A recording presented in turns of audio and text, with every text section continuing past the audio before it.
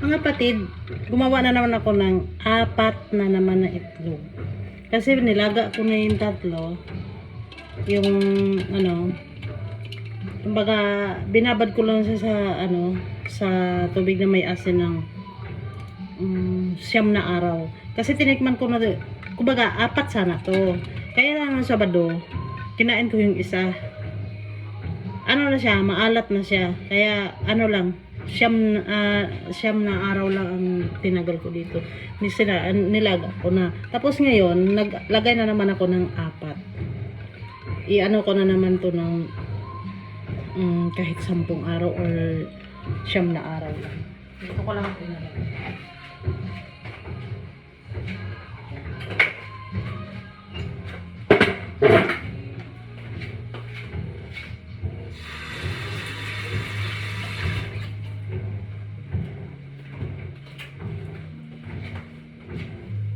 Ngayon, subukan ko ng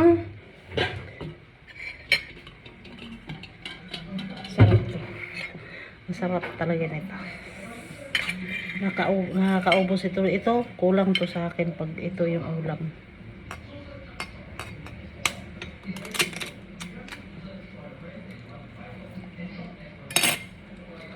Wow! Talap! Hindi siya maalat, hindi rin siya matabang. Tama lang. Hindi ito hindi ito nakakasira ng kidney kasi hindi siya maalat. Tama lang yung lasa niya. Sarap. Ang sarap. Kuha pa ako ng isa. Yung isa, itira ko mayang gabi. Para may ulam ako.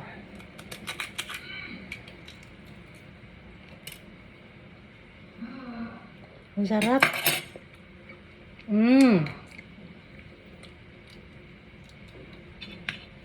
Sarap.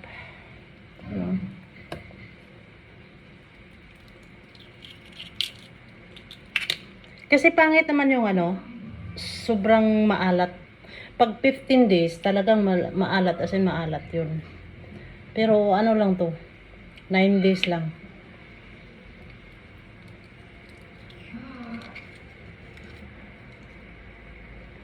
Yan, ang ulam ko. Awa. Sarap ng kain ko dito. Kaya ko na may kamatis.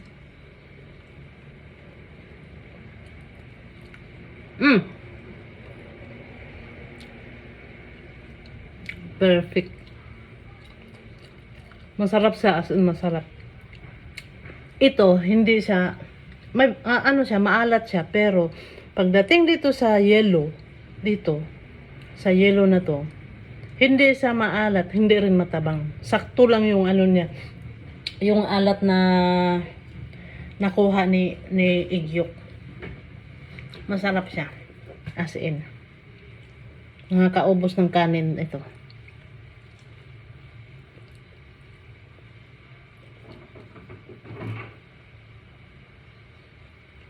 May bukog. May bukog pala itong itlog. Ayan. Nakakaubos ng kanin to.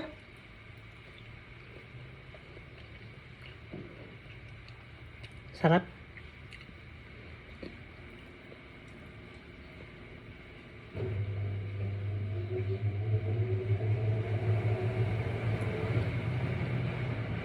Ayan,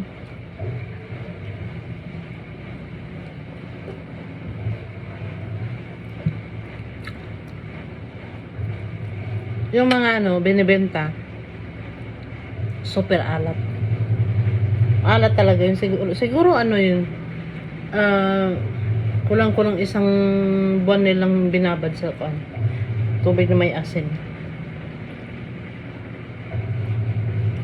Yung ang kasi, ang nagturo sa akin ito, yung alaga ko dati. Si Lula. Tapos, ang sabi niya, pag 15 days, siya, maalat na siya as in maalat.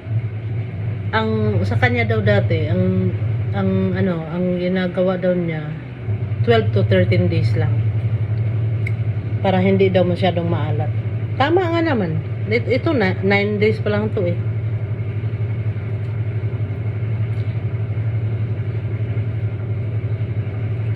Pangit naman pag sobrang alat.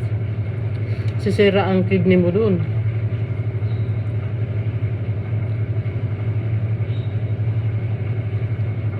Okay, hanggang dito lang. Bye-bye. Kakain muna ako.